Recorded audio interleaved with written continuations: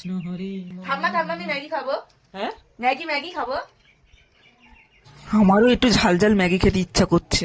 মা আমাকে ডাকছেন? হ্যাঁ, তোমাকে ডেকেছি। আমার নাতনি ফুলটুসি বলেছে একটুখানি ম্যাগি খাবে, ওর জন্য একটুখানি ভালো করে ম্যাগি বানাবে। ম্যাগির মধ্যে অল্প একটু লঙ্কা দেবে। না বুঝলে? লঙ্কা খাবো না। অল্প একটু লঙ্কা খেতে হয়, লঙ্কা খেলে বুদ্ধি বাড়ে, লম্বা হয়, বড় হয়, কত কিছু হয় জানিস।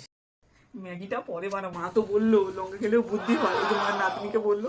তার মানে যত লঙ্কা খাবো তত বুদ্ধি। এক বাটি লঙ্কা এনেছি, সব খাবো।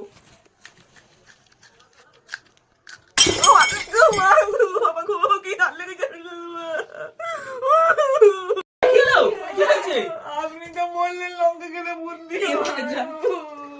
মরণ, লঙ্কা খেলে বুদ্ধি হয়। একটা বাচ্চা মানুষকে বোঝাবার জন্য ওরকম বলতে হয়। তাহলে লঙ্কা খায়? পাগলের ছাতা একটা। মরণ আমার তো খুব ঝাল লেগেছে। আপনাদের কি ভালো লেগেছে? কি করতে হয় বলুন একটু বলুন। আচ্ছা বন্ধুরা, আপনাদের যদি ভালো লেগে থাকে আমার এই বোকা বৌমার কীর্তি কাহিনী, তাহলে একটুখানি সাবস্ক্রাইব করে দিও আমাদের চ্যানেলটাকে।